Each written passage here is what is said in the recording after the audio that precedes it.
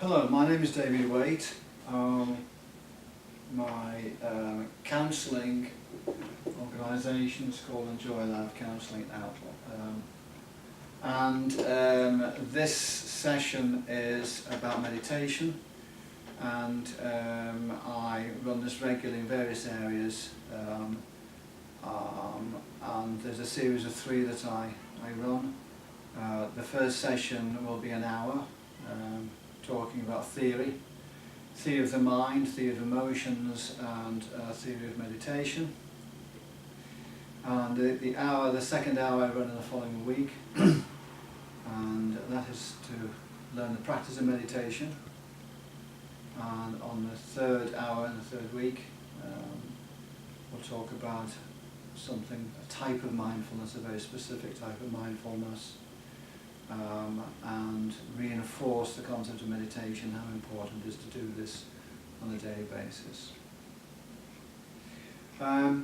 So today is the meat of it, and I'm recording this session only for the purposes of helping people understand what it is that I do and how beneficial it is. As a profession, I'm a counsellor and I'm also a meditation teacher. I have a master's in counselling psychology, specialising in spirituality in counselling. I'm actually retired, and I do it because I love doing it. So very rarely do people pay me for the pleasure. I've been doing meditation for a very long time, over 30 years. It's made a very significant change in my life. It needed to do at the time.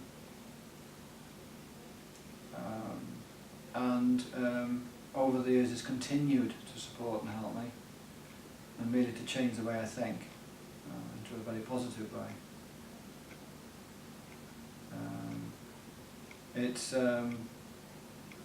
Counselling is my second career, so I picked it up when I retired. And after a while of doing counselling, I decided to see if any of my clients might benefit from the meditation that I was doing. So gradually I offered it to clients, and I'm finding, to my astonishment, that it's extremely effective as a process. And it's extremely effective across a broad range of clients, from people with learning difficulties to the particularly intelligent, from older people, younger people. The range is enormous.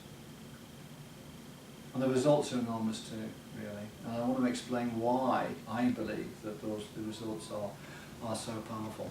Okay. In fact, contrary to what we find out in the world outside,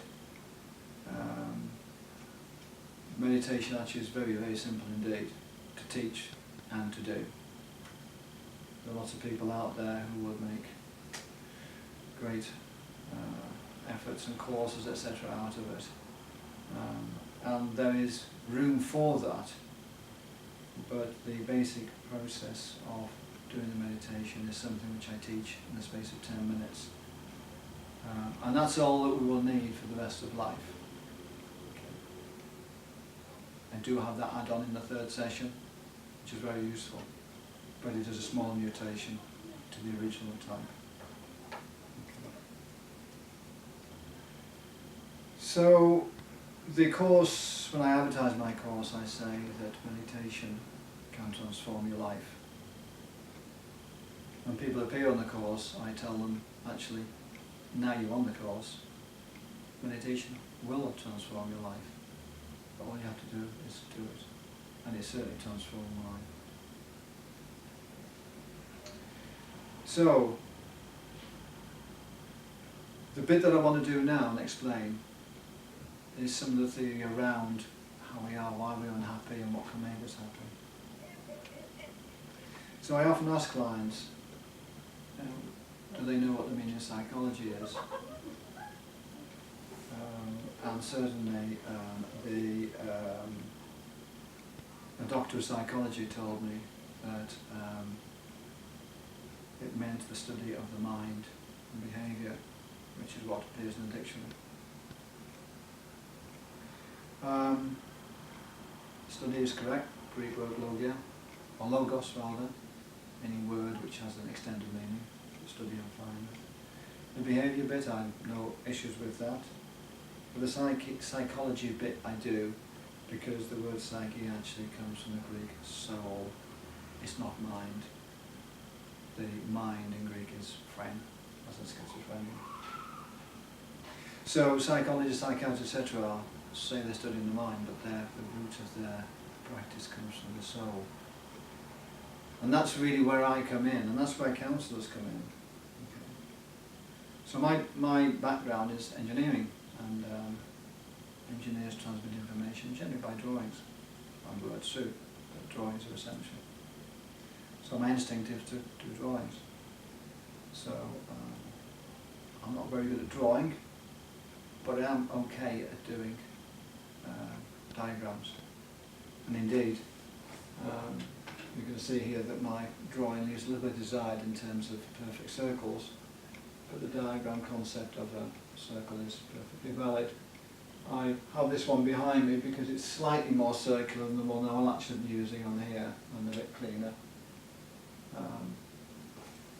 But I decided that I needed to, whilst I could do a sketch of the body, and it's not my job to help repair bodies, I could do with a sketch of some sort as to the mind or the soul, which is more important, my psyche. So I just thought it was something very simple, the circle. And I thought, well, yeah, but the circle's got an interface with the world really, there's a surface to this circle. So I decided that was the consciousness there. It was the seeing, feeling, touching, the senses, and also some thinking about it. I'm aware of where I am and what I'm doing. But the bulk of me actually is here, inside, the subconscious. Not a Freudian concept, just stuff that isn't conscious. So really, what I'm after here is, this is me, okay? And this surface bit is my interface with the world. So what I'm doing here, really, and who I am, is I'm actually trying to navigate me through life, and I do it by interfacing with the world. So across that barrier there, that boundary, my surface, as my skin does. My skin is an interface with the world. And there are holes in my skin that I can eat through and breathe through, and other things we won't mention. In the same way here, emotionally, okay? So I need to deal with things. So this is me, and that's my interface with the world, and it's through that interface I will get the things that I need and get rid of the things that I don't need. And that way I will keep a balance in my life. The whole concept of counselling is to keep a balance in my soul, my psyche, so that I'm happy. Because when I'm not happy, then perhaps I should go and see a counsellor. And then we'll talk about what's going on in there, try and understand it more. Maybe a bit more subtle about how we take things in and discharge things too. That's the concept of what the theory of the mind, or the theory of the soul more accurately. Okay. So why would I feel imbalanced, or how would I depict the imbalance? Okay. So basically things happen in my life. Okay. So it may be that something rather unfortunate happened to me as a kid, okay, as a child. And it's left a bit of a damage, a bit of scar tissue in there, okay, so I'm not very happy about things. And maybe when I went to school, things didn't go so well either for some reason, maybe I got bullied. And when I started work, there was tough things happened there. And then I had a relationship. That lasted for a while, but then it broke down. And then somebody close to me died. So all these things are now rather messed up the nice, clean, happy, balanced soul that was me. I'm now dragging around all this stuff inside of me. I'm not functioning properly. Okay. So if we think of this as there's thought processes as well, or processes of any sort going on. The processes that will circulate normally function within here now are interrupted by these things. So really we're firing on not so many cylinders as we did do before. So we're kind of unhappy with life. Okay. So what can we do about that? Okay. Well, we have to fix it. If I go to the doctor with an appendicitis or something, then I expect to be fixed in some way. So we go to the counsellor, what's happening now? Okay. Or we go to the mental health services more accurately perhaps, and more generally. Well, there are various different ways of doing it. And certainly one of the favourites these days is medication, which is, in my view, all too frequent. I won't go into that because it's controversial, but in my view is that there's a lot of medication given which masks the problem rather than resolves it. If we want to resolve the problem, ultimately we'll have to do stuff with the software of the mind. A computer has hardware and software. The purpose of the computer is the software, it's the thinking bit. Okay. My body is hardware and software, that's my hardware. It's soft hardware, but it's hardware. I've got software. The purpose of my being is the software. Okay. So really I'm trying to sort of deal with the software of the mind. Okay, the soul again. So I need to have a software solution. So in the same way as my thoughts and everything are expressed as a computer would do it visually, and sometimes audibly. For me, I do it audibly and sometimes visually. So if I can interface with the computer, if I take my car to the garage and there's something on the engine management system, they will interface with the software and reprogram what's going inside there so the engine management system works correctly. Same with the computer. Same with a human being. So basically, if somebody comes to me for counselling, then their software is a bit mixed up because they've got these blobs here, and the thinking processes that actually were operating fine and travelling through the body one time through there, actually now have to go round there, okay, and they pass round things that they would have gone through, making it much more difficult, okay, to actually think straight. The expression that we can't think straight because we've got those blobs in the way. So different ways of actually trying to sort out what's happening here, and one of the most regular things we have in UK is CBT. You go to the doctor and you tend to get 6 sessions of CBT. Things are changing a little bit with IAP, but that's generally the case. So CBT, obvious definition here, cognitive behaviour therapy, functions in this area here. It's cognitive, conscious. Behaviour is what we do, therapy speaks for itself. So to give an example, I had a client once. Every time somebody said, "How are you?" he gave his medical history. And he wondered why I had no friends. So I said, well, perhaps if you change your behaviour, if you understand what you're doing, i.e. you're boring people, they don't want to hear about your medical history. So he understood that he was doing that. So change your behaviour, just say, "I'm fine today," or "okay," or whatever it is. And then the result was, the therapy component, if you will, was he managed to retain some friends. Terrific. Really good stuff. Okay. But it has this limitation because it only works on hair. That didn't solve the problem as to why I had a medical history and why I needed to talk about it. So we had to go somewhere a bit deeper. Okay. So this is where person-centred counselling comes in, which is my profession. So in person-centred counselling, we say to people, well, okay, if you tell me a story and I understand it, it changes the way you think of that story. You have a different mindset on it, okay? And I don't just say that, Freud invented this. He put people on the couch, they spoke, he was quiet, they felt better, okay? Regrettably, he went on and got lost in Greek literature. But the principle was there, and Rogers picked it up some time later, in the 1950s, and basically was humble enough to say, just let the client talk. If the client talks, they'll kind of work it out themselves, because if they have to speak and explain, they have to use mental processes to convey that information to me so I understand it. In the process of doing that, they'll find out there's something in the way, they'll ask the question, what is that, okay? I'm a little bit more direct about it, and I invite the client to walk into the dark wood. There's his dark wood. There's something horrible that's happened to him some time ago. Might have been sexual abuse or something like that in teens. Who knows? So what's bothering the client? So I will join the client in the place where they are and invite them that if they so wish to go to the place that hurts, then I shall walk with them, but only as fast as they want to walk. So basically what happens is we walk together into the dark wood. And the dark wood may have happened 10, 20, 30 years ago. Or maybe just last year, it doesn't matter. But we just basically got a horrible thing that's happened to us. We just put it to one side. We just don't want to know about it. It really is just too painful. So it doesn't get healed. We don't look at it. We don't address it. But if we've got someone to walk with us to go in there, then that can be really effective.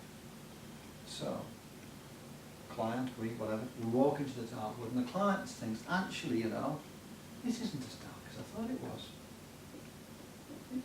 It's not that bad. So what made it dark? Well, the answer was this, is there's a memory of what happened, but there's also an emotion associated with it. And I have some memories which are lovely emotions, really lovely memories, and I will recall them with joy. But the memories that I've got are really some really horrible ones, and I don't want to recall them at all, because I don't want to feel horrible again. And I don't want to go there again, really. But if we have somebody with us, we feel safe when we walk into it. By walking into that dark wood, we start to heal the negative emotion associated with the memory. The memory will always remain. We never forget anything. As a boss used to say to me, my filing system is brilliant. My retrieval system, however, leaves a little bit to be desired. So we've gone in there and found actually it wasn't that bad. You know, we can manage this again, because trauma is not about the past, it's about the future. The reason that's causing me a problem is not because of what happened, it's because it could happen again if I don't understand it, and I'm refusing to understand it because it's so horrible. But if I have a friend called a counsellor who will hold my hand while I walk in there, I can look around and I can feel safe in there now. It's okay. So that means I understand it. That means if it happened again, I'm not afraid of it. It's tremendous relief. So those are the mechanisms of what happens to life, to the pure and lovely self, to the damage that happens, okay, to the possible healing possibilities that there are, and how that healing actually works. All this really so far is really just intelligent counselling. And we can see from this process here that whilst the counsellor didn't go in and do the healing, tinkering around, interventions is the word that I have a problem with. What the client is doing is allowing, or the counsellor is doing is allowing the client to self-heal. So, if I cut myself, I cut my hand here, which I did some years ago, blood all over the place, etc., I can think all I want, I can't heal it. But what I can do is I can actually clean it up with a plaster on it. Meanwhile, my body knows exactly, it knows there's a problem, it knows exactly where it is, it knows what it is, and it knows how to fix it. And goodness me, it does. Sends the kit down there and sorts it. Phenomenal. A heart surgeon will tell you, is a plumber, a body plumber, a very, very, very clever plumber. But the point he makes is I just put the heart in. The body actually knits it up, gets it to beat, and all that sort of stuff. The miracle is within the body. The body has a phenomenal capacity for healing. So does the soul. So all we're doing, really, in my counselling is facilitating that healing process, or allowing the healing to take place. Okay. It's just there's been a blockage in the thought processes. So we can go in there and undo the blockage and allow these thoughts, allow sufficient stuff to clear out the way here. The thoughts can now pass through again where they had to go around. Then we're thinking straight again, are we not? Okay.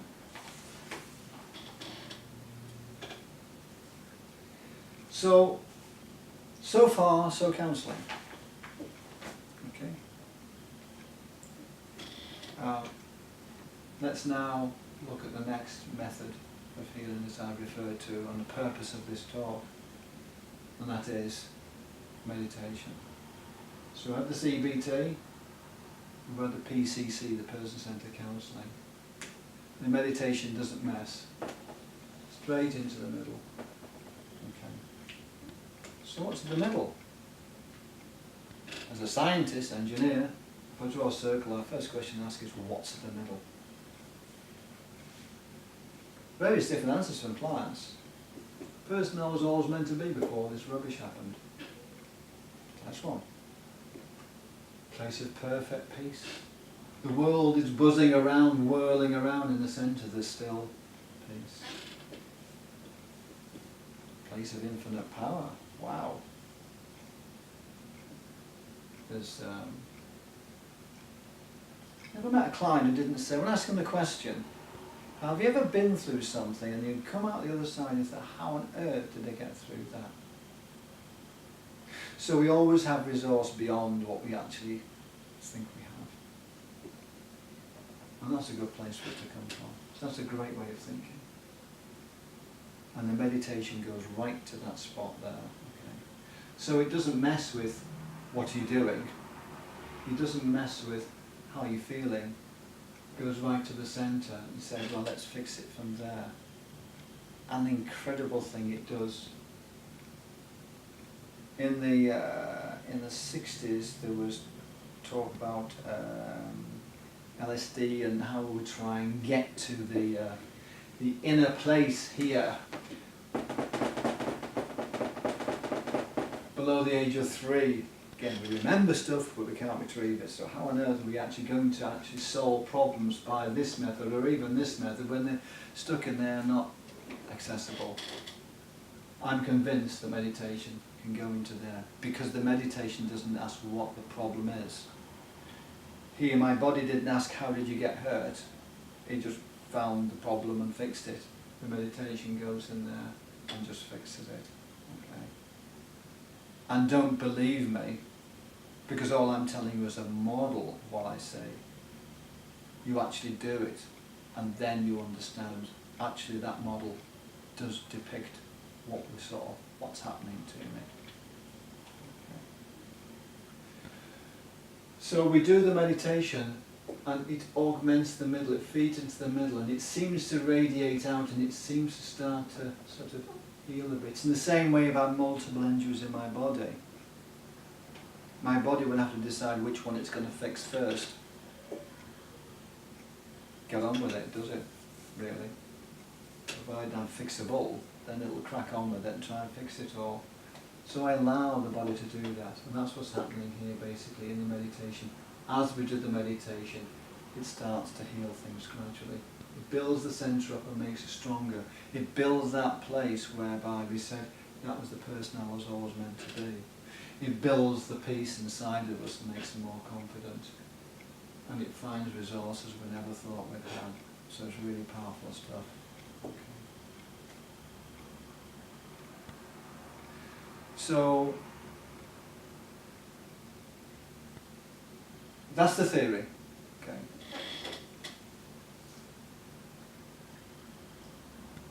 The practice is really, really simple. We can go out there and find all sorts of meditation and mindfulness practices which go on forever. I ran a course one time, somebody else's course, and it was 18 hours altogether, which is basically 17 hours and 50 minutes of confusion and 10 minutes of actually getting the job done. My course is 3 hours. It's only 3 hours because it takes 10 minutes to learn, but it takes 2 hours and 50 to explain why it works, how things happen to us, how things can be fixed, and how we can be confident in the future that by consistent practice of meditation we can do it. It's very, very easy to teach meditation. It's very, very easy to learn it. It can be extremely difficult to do it every single day of your life, which is what I've done for 38 years.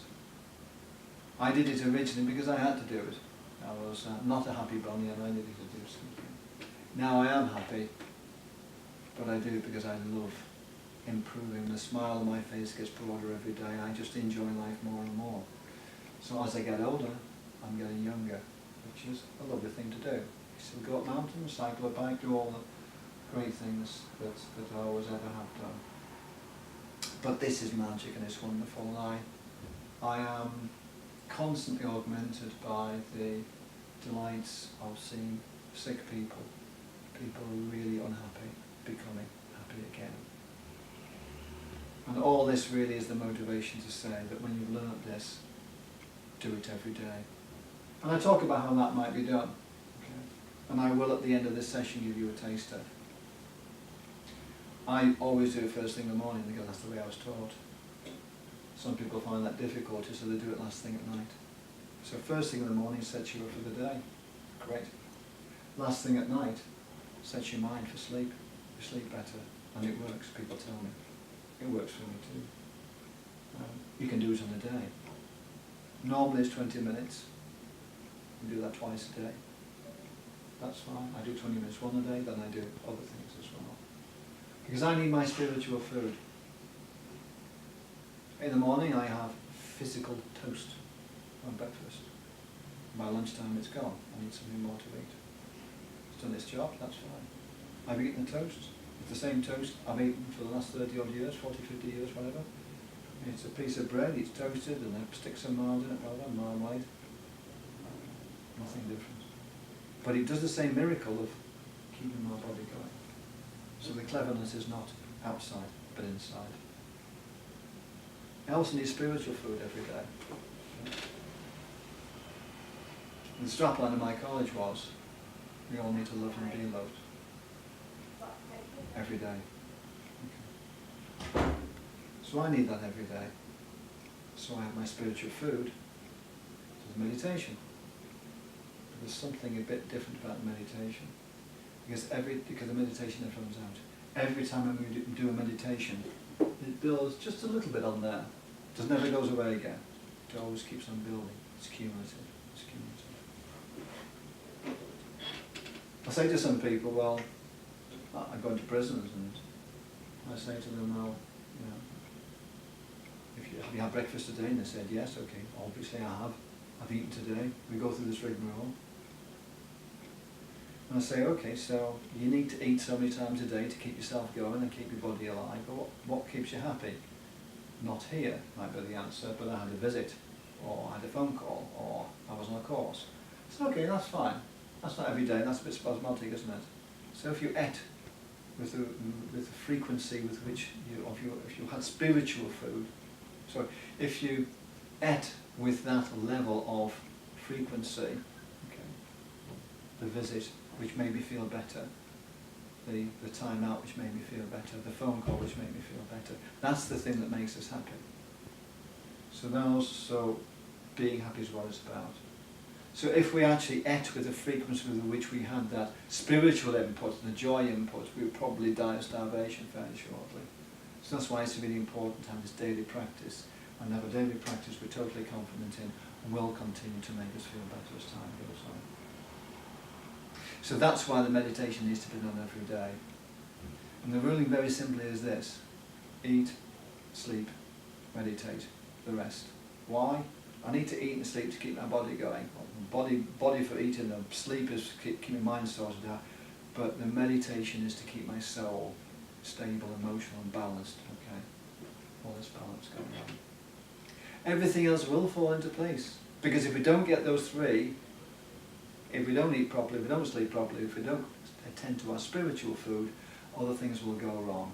And because, as a planet virtually, we're not attending to the spiritual things, we get things wrong big time. We don't have to look far around the planet to find things going dramatically wrong, and we wonder why. I feel I know the reason why. We're not feeding ourselves spiritually.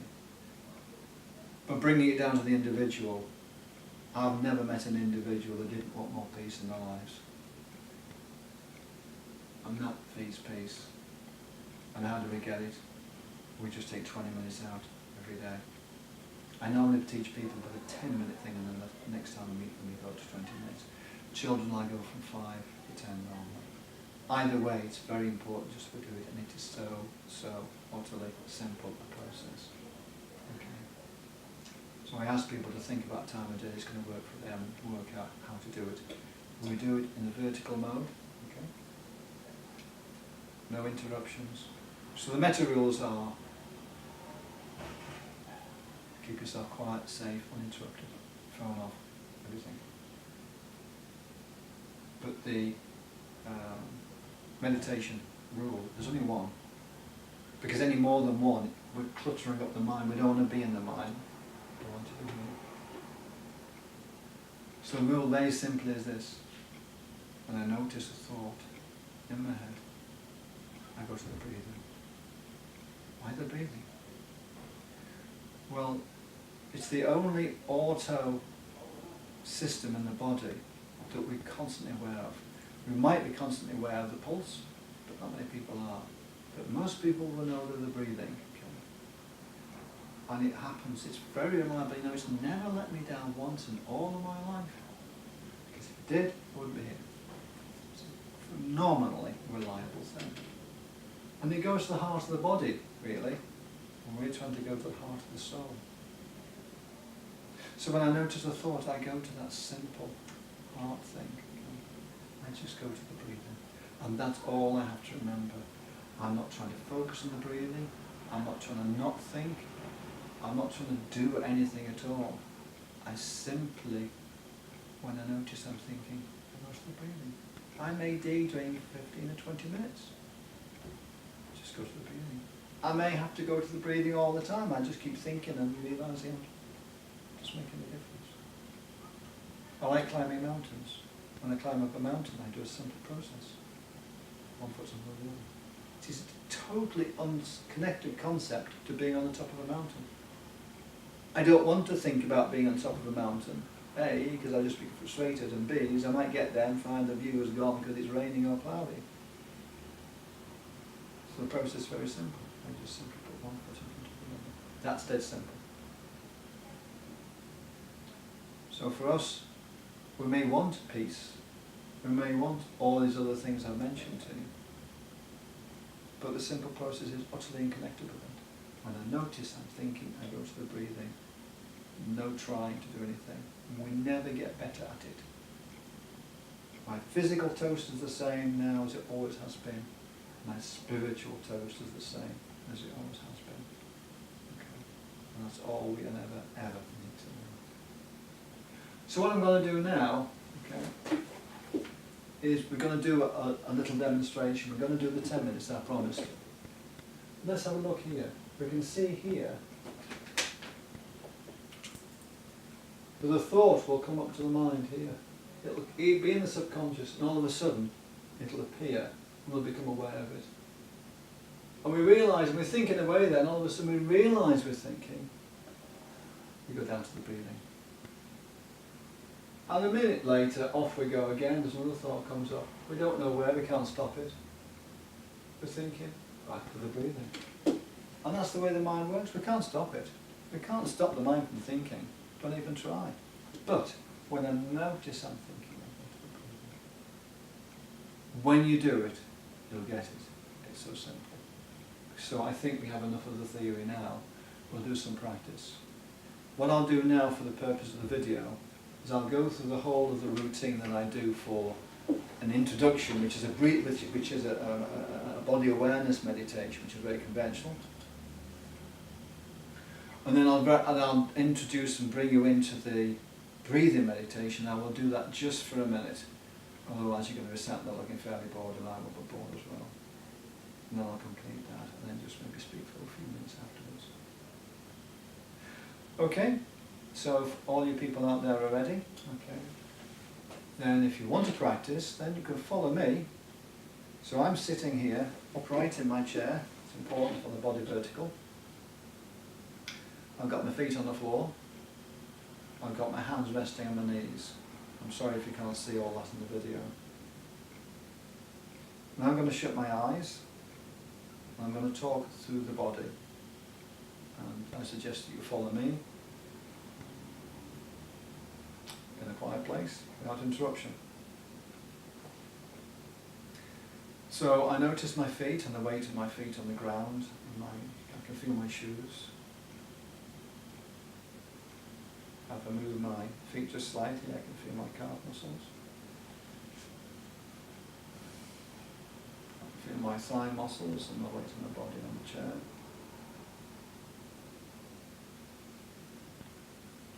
I feel my back against the chair.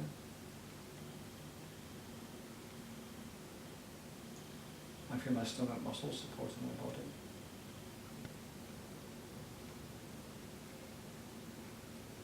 I feel my shoulder muscles supporting my arms.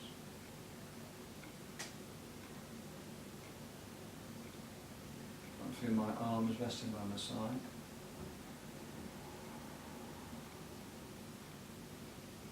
I feel my forearms resting on my legs. I feel my hands and my fingers resting on my legs.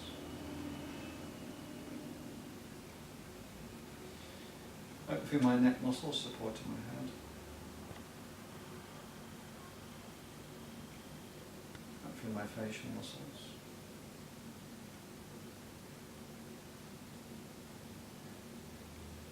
I'm aware of my breathing, of my breath as I breathe in and out. I'm aware of my chest moving as I breathe in and out.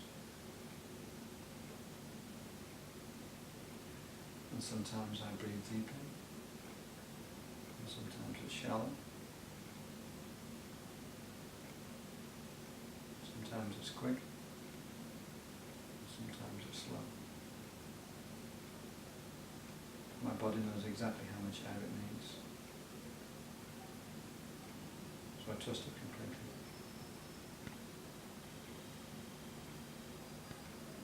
And all the time I've been doing this, I notice thoughts coming to my head. Noises outside. Feelings inside. Memories. Plans. Hopes. Fears. All manner of thoughts. So any thought at all comes into my head now, I very gently go to the breathing.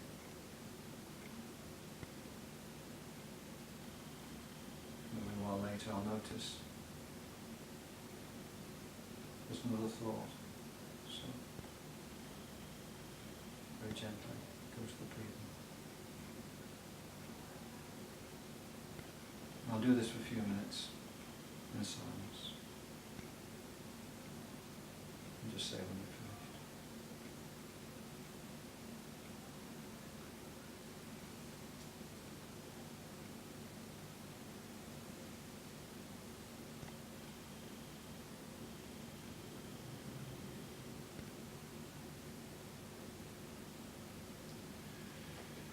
So I'm going to cut it short, because you've heard what to do, you can go and do it, and there's not much point in you looking at me with the eyes shut. But I suggest that you go away and try that, and then learn a little bit more about how the mind, the psyche, the soul works. And I hope you find great benefit from it. If you are a counsellor, then I suggest that you do this thoroughly for quite some period of time, 6 months at least I suggest, before you think of trying to teach it. Not least because what is missing today, the audience participation, when they ask those questions that you haven't quite heard of. And for me, I never offer anything to any client that hasn't been road tested first by me. So you will need to know how some of the things work. There's a remarkable amount of work that can be done, and I will tend to write some of that stuff in the future around the meditation concept. And certainly I offer a concept of mindfulness, which is a very, very specific practice I call opportunity healing. which is the use of a mantra as opposed to a breathing, and is for use during the day when tensions get a little bit high.